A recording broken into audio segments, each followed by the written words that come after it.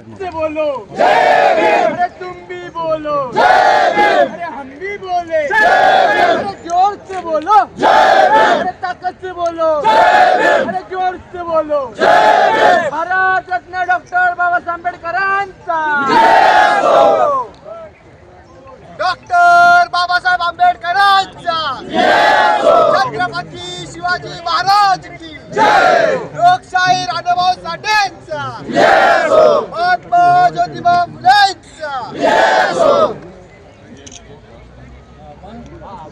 एक साहेब बाबासाहेब, एक साहेब बाबासाहेब, एक साहेब बाबासाहेब, एक साहेब बाबासाहेब, विश्वरत्न डॉक्टर बाबासाहेब आंबेडकरांचा विश्वरत्न डॉक्टर बाबासाहेब आंबेडकरांचा एक साहेब बाबासाहेब। जब तक सूरज चांद रहेगा बाबा तेरा नाम रहेगा, जब तक सूरज चांद रहेगा बाबा तेरा नाम रहेगा, जब तक सूरज चांद रहेगा बाबा तेरा नाम रहेगा।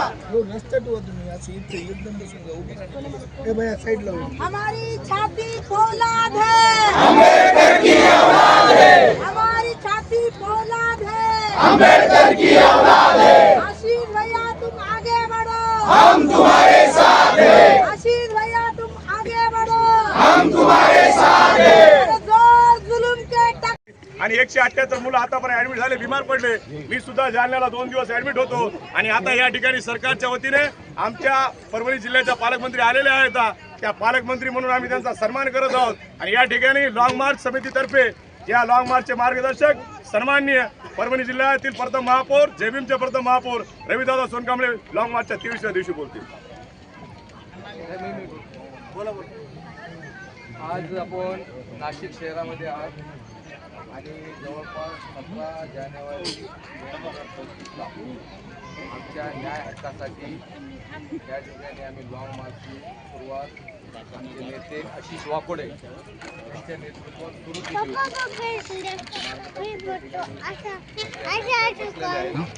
आणि आपल्या ह्या सर्व शिष्टमंडळाला शासनाचे प्रतिनिधी म्हणून आपल्या जिल्ह्याच्या पालकमंत्री आदरणीय मेघनादिदी बोर्डीकर आपल्याला या ठिकाणी आपलं मनोगत आणि आपल्या अडचणी ऐकण्यासाठी आलेले आहेत। सोबतच आदरणीय आमदार सुरेश अण्णा धस साहेब हे सुद्धा या ठिकाणी आलेले आहेत, ते सुद्धा आपलं म्हणणं या ठिकाणी ऐकून घेणार आहेत।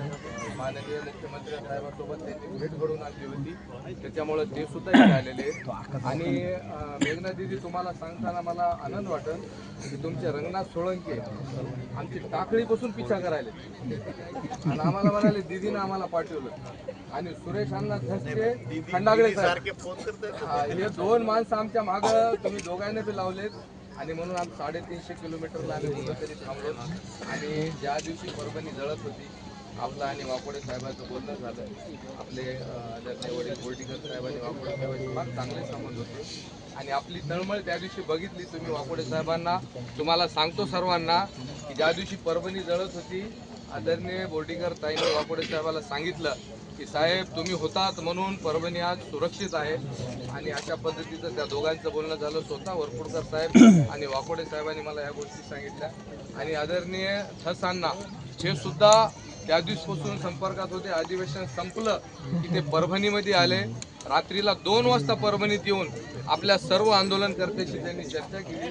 माननीय वाकोडे साहेब आणि सोमनाथ सूर्यवंशीच्या घरी त्यांनी भेट दिली आणि त्यांनी आपलं म्हणणं ऐकून घेतलं। ज्या दिवशी मंत्रिमंडळाचा विस्तार झाला, आमच्या दिदी मंत्री झाल्या महाराष्ट्राच्या, त्यांनी परभणी मंत्री कोणताही सत्कार न स्वीकारता त्या थेट परभणीमध्ये आल्या आणि सोमनाथ सूर्यवंशी आणि आदरणीय वाकोडे साहेबांच्या घरी जाऊन त्यांचं म्हणणं त्यांनी ऐकून घेतलेलं आहे। दीदी आपण परभणीच्या पालकमंत्री आहेत, आमच्या लाडक्या बहीण आहेत तुम्ही। महाराष्ट्राची लाडकी बहीण योजना चालू आहे, परंतु तुम्ही आमच्या लाडक्या बहिणी येता सोमनाथ सूर्यवंशी आणि आशिष वाकोडे या 2 लाडक्या बहिणी भावाला आपण पदरात घेता अशी विनंती आपल्याला करतो मी। आणि ज्या काही आमच्या मागण्या होत्या त्या रंगनाथ सोळंके आणि आमच्या ॲडिशनल SP साहेब या ठिकाणी आलेले, त्यांनी ती पूर्तता केलेली। फक्त आपणास आणि धसांनासाठी विनंती करतो की ह्या ठिकाणच्या आमच्या महिला मंडळांना आपण त्या मागण्या मान्य झाल्यात त्या दोघांनी जर ह्या ठिकाणी संयुक्तरित्या वाचून दाखवलं तर ह्यांचं समाधान होईल आणि आपण दोघं आलात तर आपल्या विनंतीला मान देऊन कुठेतरी हा लॉंग मार्च या ठिकाणी आम्ही थांबू. धन्यवाद.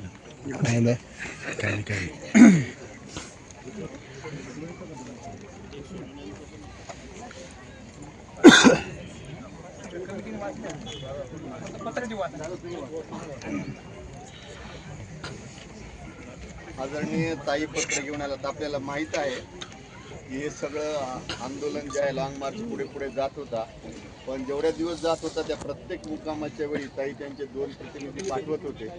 आणि मी परभणी जिल्ह्याची मंत्री झाली आणि परभणी जिल्ह्याची पहिल्यांदा पालकमंत्री झाले. माझ्या गावचं जे म्हणणं आहे ते तुम्ही असं राज्यभर नेऊ नका आणि मी तुमचे सगळे प्रश्न सोडवायला तयार आहे याबद्दल सांगितलं. आणि आजही ते आजारी आहेत. सगळे कार्यक्रम रद्द केले होते, पण परभणीच्या माता भगिनी आणि बांधव आणि आमच्या तमाम नाशिकवासी सगळे इथे आहेत, त्यांना भेटण्यासाठी ताई आल्यात. आता आपली चर्चा झाली होती, त्या जे मागण्या आहेत त्या आपल्या सगळ्या मागण्या मान्यचं त्यांनी जे लेखी आणलेले शासनाच्या वतीने मी वाचून दाखवतो. दत्ता सोपान पवार यांची नार्को टेस्ट व त्यांच्यावर देशद्रोहाचा गुन्हा दाखल करणे. दत्ता सोपान पवार नार्को टेस्ट कारवाई सुरू आहे. तसेच दत्ता सोपान पवार यांच्यावर दाखल झालेल्या गुन्ह्याच्या तपासांती जे निष्पन्न होईल त्यानुसार कलमवाढ करण्यात येईल. आंदोलनकर्त्यावर अमानुष करणारे, सोमनाथ सूर्य जीवे मारणारे पोलीस कर्मचाऱ्यांनी कायमस्वरूपी मनुष्यवधाचा गुन्हा दाखल करणे. या बाबतीत तेलगावकर प्रथम न्यायदंडाधिकारी परभणी हे चौकशी करत असून नमूद विषय सध्या त्यांच्या अखत्यारीत आहेत. आंदोलनकर्त्यावर आपल्या मागणी आहे की खोटे गुन्हे, आंदोलनकर्त्यावर असलेले गुन्हे मागे घेण्याबाबत प्रचलित शासन निर्णयानुसार कारवाई करण्यात येईल. B.R. आंबेडकर असे नाव असलेल्या मोटरसायकल फोडणारे पोलीस कर्मचारी यांना सुद्धा निलंबित करून त्यांच्यावर कारवाई करणे. 2 पोलीस अंमलदार यांच्यावर निलंबनाची कारवाई करण्यात आलेली आहे. काही ते आदेश घेऊन आलेले आहेत आपल्याला देतो. गठीत केलेली न्यायालयीन चौकशी न्यायाधीश आम्हाला मान्य नाही, ही शासन स्तरावर बाब आहे. आपले म्हणणे शासनाकडे पाठवले जाईल. आदरणीय मेघनाताईंनी आणि जोश साहेबांनी ती 1 सदस्यीय समिती अमान्य केली आणि आपल्याला 3 सदस्यीय समिती ते देणार आहे. आंदोलन करण्याची आरोग्य तपासणी करणारे आरोग्य अधिकारी जेलर यांच्यावर कारवाई करून सेवेतून निलंबित केले. सदर प्रकरणात तेलगावकर जे मॅजिस्ट्रेट आहेत त्यांनी चौकशी सुरू आहे, कारवाई होणार. पोलीस स्टेशनमधले सगळे शिशील जप्त करावेत, ते जप्त केलेले आहेत ऑलरेडी जज साहेबांनी. सोमनाथ व्यंकट सूर्यवंशी यांच्या कुटुंबियांना सरकारने तातडीने 1 कोटीची आर्थिक मदत या दोन्हींची होती.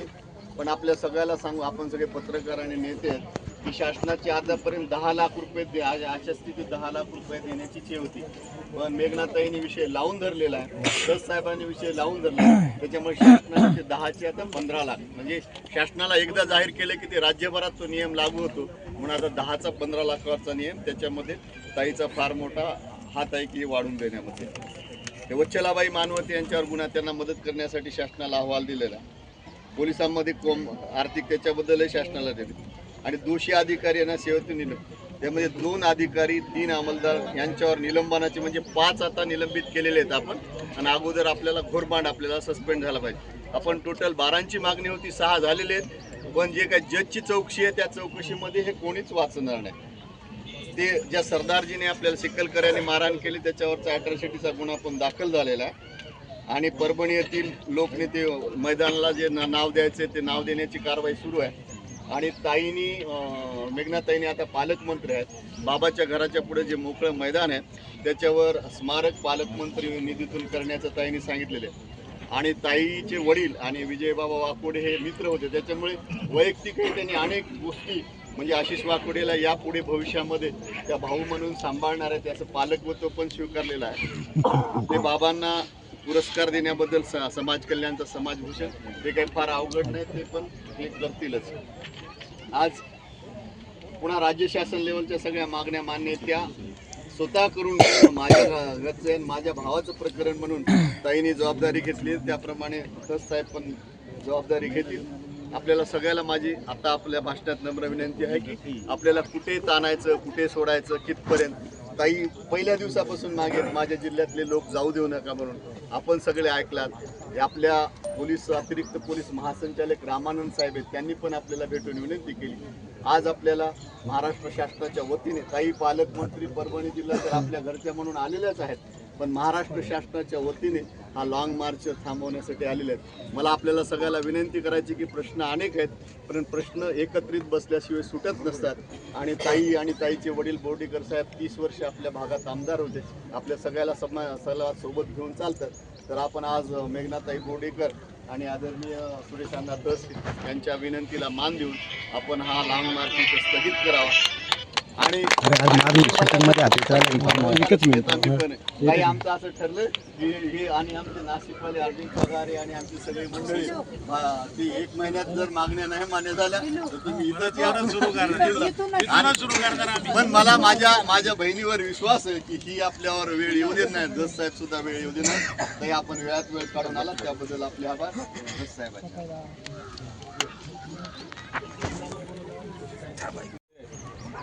सरांनी आम्हाला सांगितलंय की लवकरात लवकर त्याची चार्जशीट बनवून जे नाही त्याची नावं सगळी काढून टाकू. आणि त्यानंतर दुसरी काय होती आपली मागणी, 2 नंबरची मागणी आपल्याला परवानगी भेटलेली आहे. माझा ना आपले चौकशी करून काय चाललं मीडियाला मी घेऊ का नको काय चाललं तू बोलतो का मध्ये रेकॉर्डिंग होत आहे ते. आणि 5 पोलीसवाले सोडून आणि बोरबांडसा बाकीचे जे पोलीसवाले आहेत त्यांची सुद्धा चौकशी होणार आहे. आदरणीय तेलगावकर सर यांची समिती गठीत झालेली आहे, त्यांच्याच समितीद्वारे चौकशी झाल्यानंतर हे सगळे पोलीसवाले यांच्यावर सुद्धा कार्यवाही होणार आहे. त्याच्यामुळं सोमनाथ सूर्यवंशीला ज्यांनी जीव घेतलेला आहे ते वाचणार नाहीत. न्यायालयीन चौकशी सुरू झालेली आहे त्यामुळं आता आपला जबाब घ्यायला आपण इकडे आहे. त्यामुळे परभणीला गेल्यानंतर आपल्याकडे लोक येतील आणि आपला जबाब घेतील. तेव्हा आपण जे घडलेलं आहे, सोमनाथला मारताना अमरदीपला पाहिलेलं आहे, अमरदीप सोन कांबळे यांनी सांगायचं की माझ्या समोर कसं मारलं ते सगळ्यांनी सांगायचं, खरं खरं सांगायचं इमानदारीने बाबासाहेबांच्या. आणि हे सगळं झाल्यानंतर त्याच्यावर कार्यवाही होईल, देशद्रोह गुन्हा दाखल होईल. आणि सोमनाथ सूर्यवंशीच्या घरामध्ये एकाला नोकरी आणि बापड साहेबाच्या घरातल्या ते ताई करणार आहेत. ही शासकीय स्तरावरची ह्या मागण्या ज्या आहेत त्या आपल्या मुख्यमंत्र्याला भेटून द्या, आपली भेट घडून आणणार आहेत त्या त्यांच्यासोबत. आणि आर्थिक मदतीचं झालं तर 10 लाखाचं 15 लाख ताई मला बोलल्यात, 15 लाखाची मदत आम्ही शासनाकडून तुम्हाला जाहीर करू. आपलं आंदोलन 22 दिवसापासून चालू लागलं, आपला आडू लागलं फक्त पोलिसच माझ्यावर, बाकीच्या गोष्टी तेव्हा होऊ लागल्या. पण मुख्य मागणी होती की ज्या पोलीसवाल्यांनी आमच्या माया बहिणीला मारलं होतं, ज्या पोलीसवाल्यांनी आमच्या लहान लहान पोरींना आमच्या भीमसैनिकांना मारलं होतं, ते पोलीसवाल्यावर कारवाई झाली पाहिजे म्हणून आम्ही आजच्या ताई चालत आलो. 350-400 किलोमीटर आम्ही आज चालत आलो. आज आपण नाशिकला इथं आलात आणि तुम्ही आमच्या मागण्या पूर्ण केल्या त्याबद्दल मी तुमचे आभार मानतो. आणि ह्या मागण्या ज्या उर्वरित मागण्या आहेत ज्या आम्ही तुमचा विश्वास ठेवून तुम्ही ज्यामध्ये गुन्ह्याचं बघू, गुन्हे मागे घेऊ नंतर आमच्या ज्या चौकशी होईल त्याच्यानंतर आम्हीच सापडू नये सर, आदरणीय काळे सर. ही चौकशी होईल तर आमच्या घरात आता कोणी घुसलं नाही पाहिजे, कारण की आता आमचे लोक 2 महिन्यापासून या आंदोलनामध्ये बेजार झालेले. त्यामुळे तुम्हाला विनंती आहे 1 महिन्याच्या आत ते काय गुन्हे चार्जशीट बनवा आणि त्याच्यातले गुन्हे काय मागे काढायचे करा. हे आपला आंदोलन हा लॉंग मार्च हा इथं स्थगित नाही झाला आहे, थांबला आहे. जर 1 महिन्याच्या आत या मागण्या पूर्ण नाही झाल्या तर नाशिकलाच रेल्वेनं भरून लोक आणायचे आणि इथून मुंबईला निघायचे.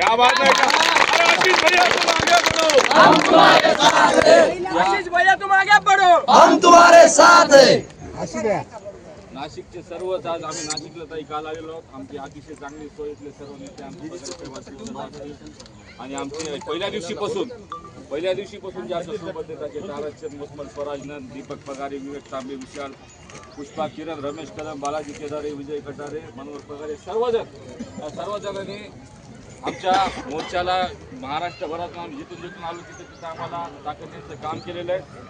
आणि या लॉंग मार्चचं नेतृत्व मी जरी केलं असेल तर माझ्यासोबत पाठीशी खंबीरपणे माझ्या उभं राहिलेले आमचे मार्गदर्शक आदरणीय हत्यामिरे साहेब, आमचे महापौर रोहिभाऊ सोनकांबळे, आमचे प्रदीप बावळे, आमचे सह्याद्री सुनील साळवे, आमचे ज्येष्ठ नेते सिद्धार्थ भराडे, आमच्या सर्व महिला सर्व माझ्या पाठीशी उभं राहिल्यामुळं आम्ही हा मोर्चा काढला आहे. आणि ताई तुम्हाला माझी पुन्हा विनंती आहे, ज्या उर्वरित मागण्यात आपण त्यांच्या मागं पाठपुरावा करून त्या आमच्या पूर्ण करून द्याव्या. आणि आमच्या परभणीला आपण पालकमंत्री आहात त्यामुळे आम्हाला न्याय मिळून त्यांची कामं आपण करावं.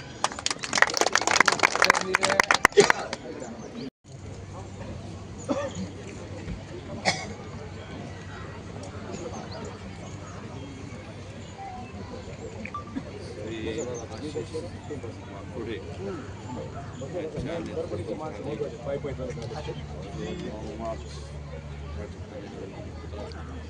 हे आशिष वाकोडे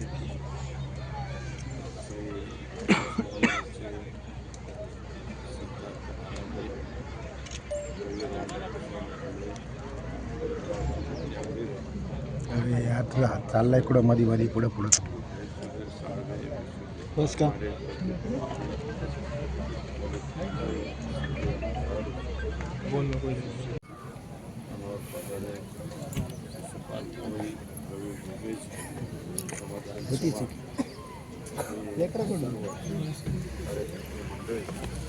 खाली तुझी चुकी बरोबर आहे हे सगळं पुढं दिसणार नाही बरोबर आहे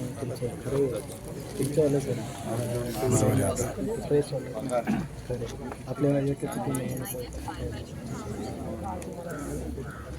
आपल्या परभणी जिल्ह्याच्या सन्माननीय पालकमंत्री आलेले आहेत. CSP आलेले आहेत आणि आपल्या ज्या काही मागण्या घटना जी घडलेली आहे ती दुर्दैव घटना घडलेली आहे आणि थोडंसं काय आहे की काही चुका त्या निश्चितपणे त्या ठिकाणी झालेल्या आहेत. त्याच्यासाठीच हा सगळा समुदाय जो आहे तो चिडून 350 किलोमीटरपर्यंत आणि विजय बाबा वाकोडे यांच्यासारख्या अतिशय चांगल्या माणसाचं निधन या सर्व प्रकाराचं पाहिल्याच्या नंतर पळापळी इकडून तिकडं पळ तिकडून तिकडं पळ तिकडून तिकडं पळ याच्यामध्येच थोडासा दम लागल्यासारखा झाला आणि त्यांची जीवनयात्रा त्या ठिकाणी संपली. सोमनाथ सूर्यवंशीची सुद्धा जीवनयात्रा संपलेली आहे. कोणाच्याही घरातलं लेकरू असं जाणं हे चांगली गोष्ट नाही. फक्त तुम्ही डोकं हलवून घडलेली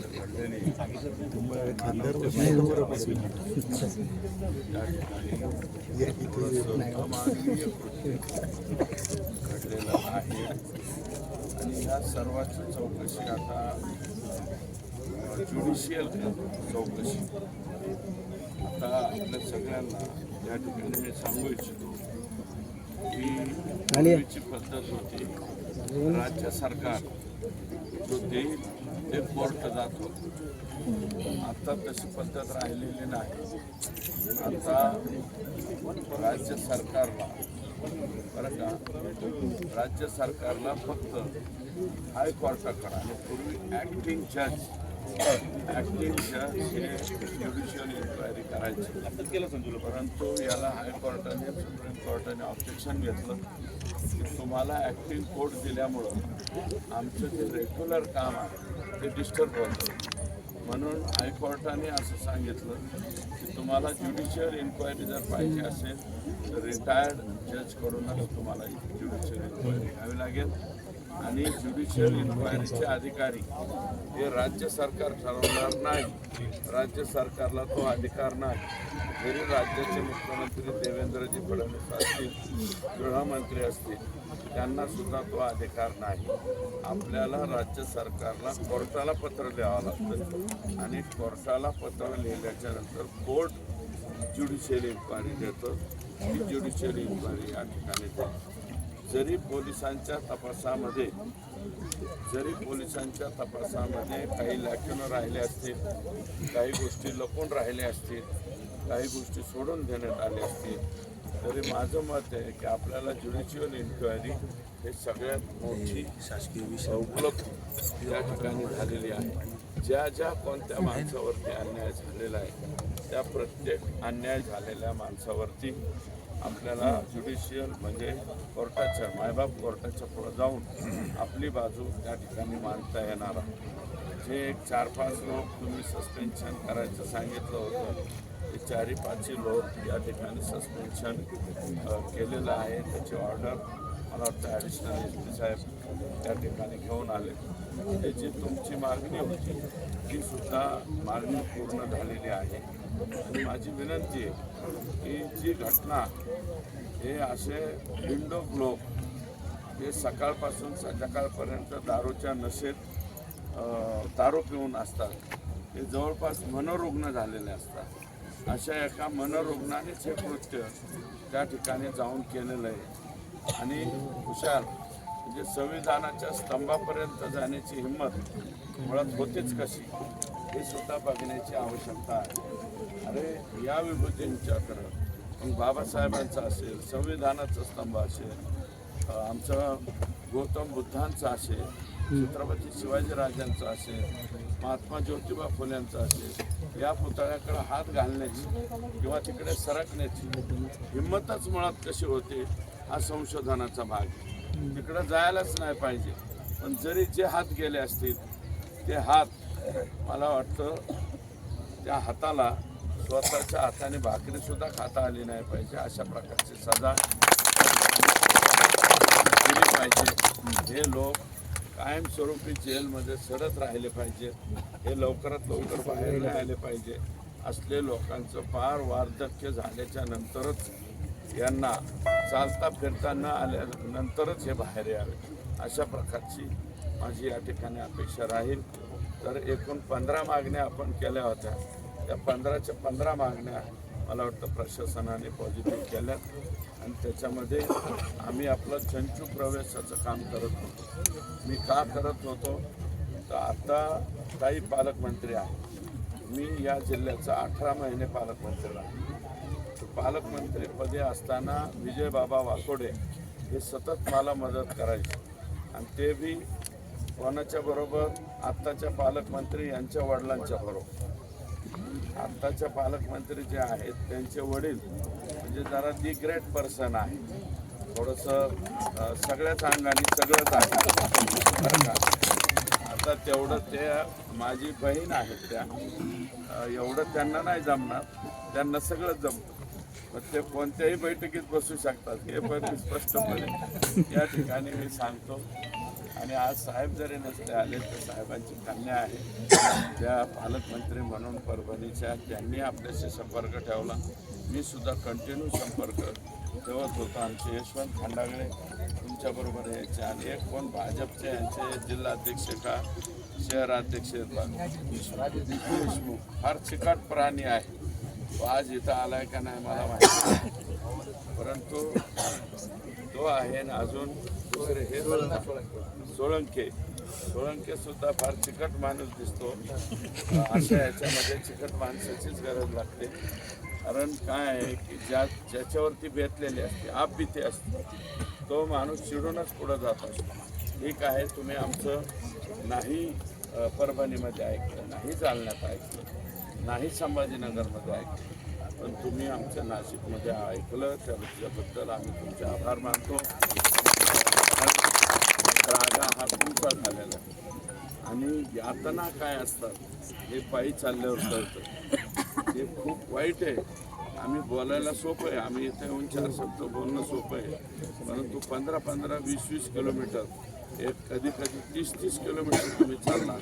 30 किलोमीटर चालणं एवढं सोपी बाब नाही. काही नाही, नाश्त्याची सोय नाही, कोण खातंय खाण्याला त्याची सोय नाही आणि फक्त बाबासाहेबांचं गीत आणि पायी चालणं एवढंच मला वाटतं याच्यामध्ये चाललेलं आहे. तेव्हा राज्याच्या मुख्यमंत्र्यांची आणि वाकोडे कुटुंबीय यांची भेट झालेली आहे. फक्त सोमनाथ सूर्यवंशी यांचं कुटुंब आलेलं नाही. सोमनाथलाही आपल्याला वाऱ्यावरती सोडायचं नाही. आणि वाकोडे बाबा यांच्या बाबतीमध्ये जी घोषणा माननीय मुख्यमंत्र्यांनी केली होती, सुरुवातीला 5 लक्षाची केली, नंतर त्यांनी वाढ 5 लक्ष असे 10 लक्ष आणि सोमनाथच्या बाबतीत सुद्धा 10 लक्ष. आता तुम्ही इथे 15 मानताय ते मला काय माहिती नाही. दिदी त्या बाबतीत बोलले असतील तर माझं काय मत नाही, परंतु या दोन्ही गोष्टी माननीय मुख्यमंत्र्यांनी त्या ठिकाणी केलेल्या आहेत. आणि जादती हा शब्द मी जाणीवपूर्वक वापरतो. ठीक आहे, पोलीस कर्मचारी जे चुकले असतील ते सुद्धा शेवटी आपलेच लोक आहेत, परंतु त्यांनी चूक करायला नको होती. चूक केली, त्याचं दंडात्मक कारवाई त्यांना आता मिळालेली आहे. म्हणून माझी विनंती आपल्या सगळ्यांना रवीजी हां ठीक आहे ना, हे जे पत्र आहे श्रीकर परदेशी साहेबांच्या सहीचं 11 तारखेच्या ऐवजी 6 तारखेपासून घेऊ, नो प्रॉब्लेम. आणि हत्ती आंबेरी साहेबांना आपण बोललोच मला वाटतं त्या बाबतीत. हे 11 तारखेचंच नाही, पत्र निघताना 11 तारखेचं निघलंय, तर आपण 6 तारखेपासून त्याच्यामध्ये करून घेऊ, तोही बदल करून घेऊ, नो प्रॉब्लेम. तो बदल 1-2 दिवसामध्ये करून घेऊ. 6 तारखेपासून म्हणजे पहिल्या दिवशी कोणती घटना घडली त्या दिवसापासून संपूर्ण न्यायालयीन चौकशी सुद्धा याची होईल. फक्त पोलिसांच्या वरती गुन्हे दाखल करणे हे मला वाटतं संयुक्तिक होणार नाही. त्यांची मला वाटतं बऱ्यापैकी कान उघडणे आता डिपार्टमेंटने केलेली आहे. गुन्हेच दाखल व्हावे असं काही आग्रह धरू नये असं माझं मत आहे भाऊ. त्याच्या उपर तुम्ही जसं म्हणाल त्याच्या उपरही 156.3चा रस्ता तुम्हाला मोकळा आहे बरं का, त्याचा वापर तुम्ही करू शकता. परंतु संघर्ष न करता त्यांनाही एकदाच जसं काही गोष्टीमध्ये माफ केलं जातं मोकळ्या मनाने मोठ्या मनाने, तसं काही गोष्टीत माफ करावं अशा प्रकारची या ठिकाणी विनंती करतो. आणि जे काही मला वाटतं आता ॲडिशनल साहेब आले त्यांनी आणि पालकमंत्र्यांनी जाहीर करावं. आणि हा जो लॉंग मार्च तुम्ही काढला वाकोडे साहेबांच्या चिरंजीवाच्या नेतृत्वाखाली, हा कुठेतरी थांबवावा. आणि ही जे तुमची आत्तापर्यंत हेळसांड झालेली आहे, अतिशय मला वाटतं पायाचे चटकेसुद्धा गेले असतील, एवढं सोपं नाही. फोड आले असतील, पायाचे चट्टे गेले असतील. आणि मला असं वाटतं की एक दिवस तरी त्यांना दवाखान्यात इथं ॲडमिट राहावं, थोडंसं ट्रीटमेंट घ्यावं आणि नंतरच परभणीकडे कूच करावं अशा प्रकारची विनंती या ठिकाणी करतो. तुम्ही ऐकलं त्याच्याबद्दल तुमचे आभार मानतो. पालकमंत्री महोदयांच्या वतीनं मी तुमच्या सगळ्यांचा आभार मानतो. आणि या ठिकाणी पहिल्या दिवसापासून ज्यांनी आपल्या मार्गदर्शन केलं आणि हा लॉंग मार्च इथं स्थगित व्हावा अशी आपल्याला विनंती केली. आपण सगळे त्यांचे ऐकणार आहोत. अशा जिल्ह्याच्या पालकमंत्री आदरणीय बोर्डीकर यांना विनंती करतो की आम्हाला मार्गदर्शन.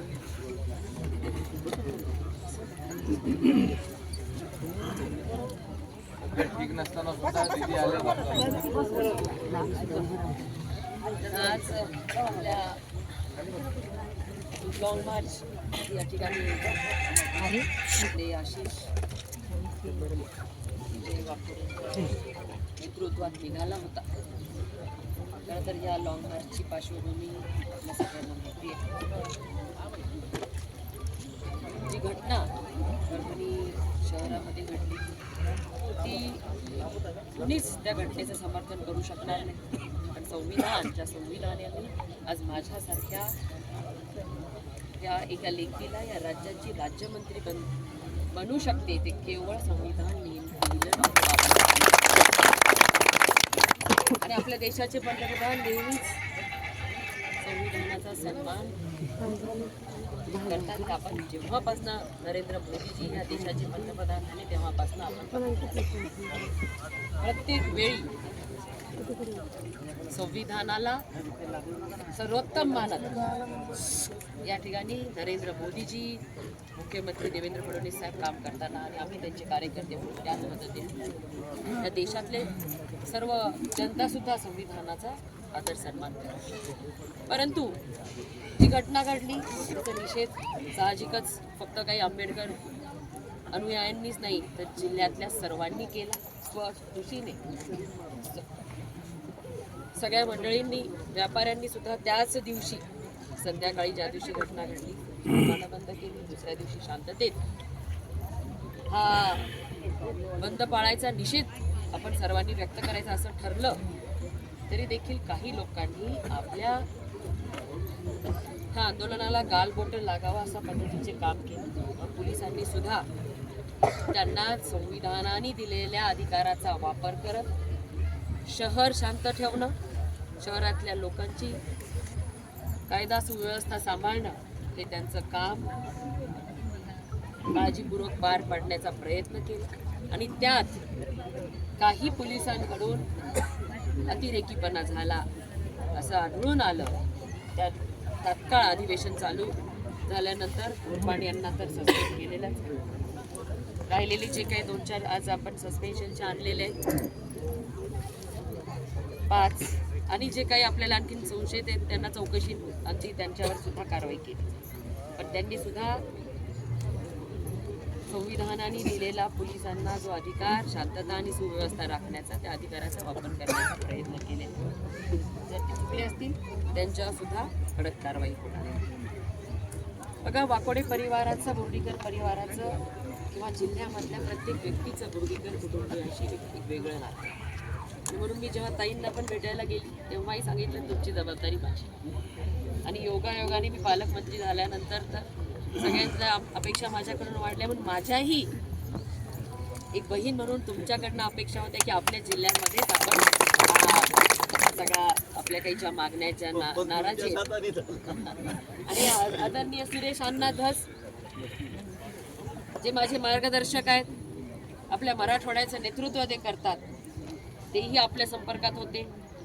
त्यांनी सुद्धा आपल्या मुख्यमंत्री महोदयाशी आशिषजींची भेट घालून दिली. यापुढे देखील सुरेश अण्णांच्या मार्गदर्शनामध्ये आपल्या जिल्ह्यामध्ये चांगलं काम आपल्या सगळ्यांच्या साठी करायचं आहे. आणि मी आपल्याला खात्री देते की आपले मुख्यमंत्री देवेंद्र फडणवीस साहेब हे अतिशय संवेदनशील असे व्यक्ती आहेत. आपण केलेल्या मागण्या तर आपण आपल्या जिल्हा पातळीवर का सुरेश एवढ्याच सोडून घेऊया.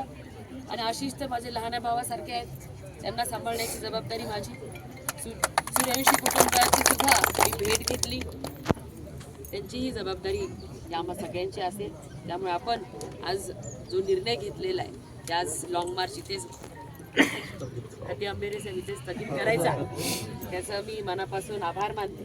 आणि तुम्हा सगळ्यांचे रवी भाऊ आणि ह्या आता मला भरपूर मोठी यादी दिली जी परभणीहून सुद्धा आशिषजींच्या सोबत आमच्या भावासोबत की बघा अशा प्रसंगी आपले सगळे मित्र कौटुंबिक नातं असलेली मंडळी सोबत राहतात.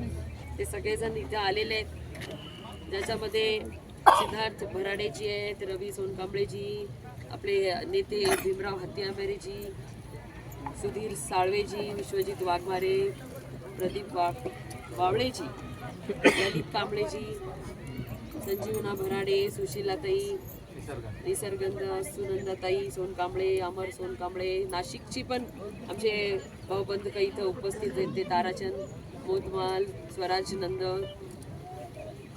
नंतर पगारेजी, विवेक तांबेजी, विशाल वाडमुख, पप्पू वावळे, किरण कदम, रमेश कदम, बाबाजी केदारे, विनय कटारे, अजय काळी, मनोहर पगारे, शशुपाल गवई, रवी घुगे, समाधान चव्हाण, अर्जुन नाना पगारे, नंदन पाईकराव, प्रशांत खरात, रोहित रोकडे, दीपक डांगे, उत्तम जाधव,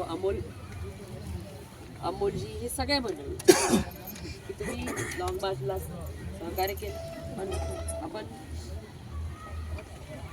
अशी परिस्थिती परत कधी आपल्या जिल्ह्यामध्ये महाराष्ट्रामध्ये होऊ नये यासाठी बाबासाहेब आंबेडकरांनी डॉक्टर बाबासाहेब आंबेडकरांनी दिलेल्या संविधानाचा नेहमीच आपल्या आचरणामध्ये आपण आणलं पाहिजे. आणि पोलिसांकडून सुद्धा कधीच अशा पद्धतीचं जर अन्याय अतिप्रमाणामध्ये होऊ नये यासाठी सुद्धा ह्या प्रकरणानंतर आपण चांगल्या पद्धतीने त्यांना समज मिळेल अशी कारवाई आपण त्यांच्यावरती करणार आहोत. माझ्या सहकारी रंगनाथ सोळंकीजींनी पण आणि सगळ्यांनी चांगलं आपल्याशी संपर्क साधून त्या तुमचे जे वेगळं बघा माय माऊल्या आहेत, आमच्या बहिणी आहेत, आमच्या आया आहेत इथं तुमच्यासोबत पायाला कसे भेगा ह्याची जाणीव होती की बाबा थांबवा, एवढ्या लांबचा प्रवास काय करायचा, आपण आपल्या मागण्या आपल्या घरचे आहेत, आपण आपले सोडवून घेऊया अशी आमची अपेक्षा होती. पण चला काय हरकत नाही, आज तुम्ही सगळ्यांनी मान्य केलेलं आहे. मी तुमच्या मनापासून आभार मानते. आणि हे सगळे आपल्या 15 मागण्या इथं ॲडिशनल SP साहेब घेऊन आलेले, जे SP आणि कलेक्टर साहेबांनी आपल्या मान्य केलेल्या आहेत. आणि बाकीच्या पण राहिलेल्या आपण येणाऱ्या सगळ्या पालकमंत्री म्हणून ज्या माझ्या कधी पदावर नसतात आमचे पगारचे